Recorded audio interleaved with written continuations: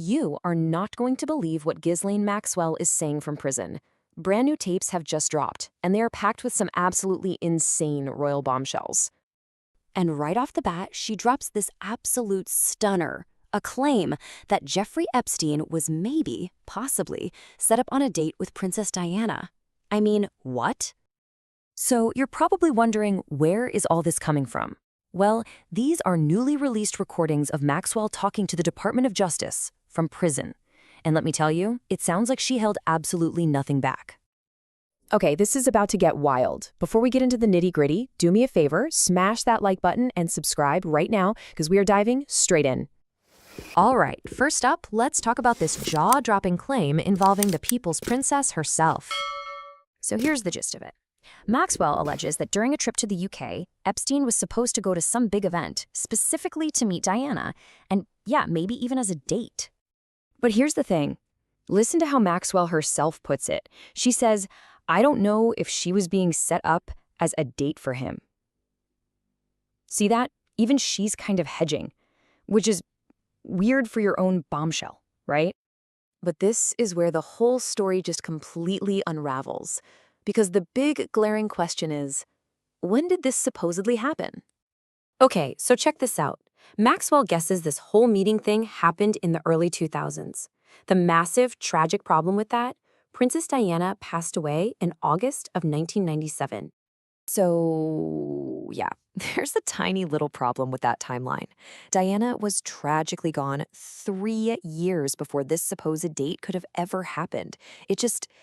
The math ain't mathing, as they say, and it kind of makes you question everything else she's about to say. But oh, she wasn't done. After the Diana story, Maxwell set her sights on another royal, Sarah Ferguson, aka Fergie. You know, for years, pretty much everyone just assumed Maxwell was the one who connected Epstein to the royals, especially Prince Andrew. But in these tapes, nope, she flat out denies it.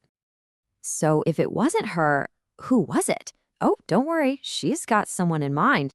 And boom, here's the classic move, blame someone else.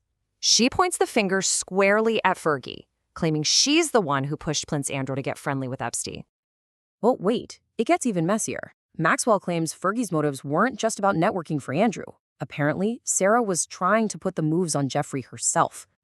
And let's just say, according to Ghislaine, this whole Fergie-Epstein situation really bothered her.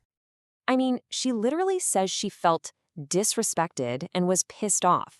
She makes it sound like she was being iced out of her own crew by the Duchess of York.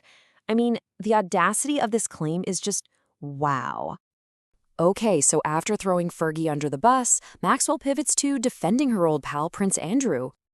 And she goes right for the jugular, addressing the single most damaging piece of evidence against him, that infamous photo of Andrew with his arm around Virginia Giuffre.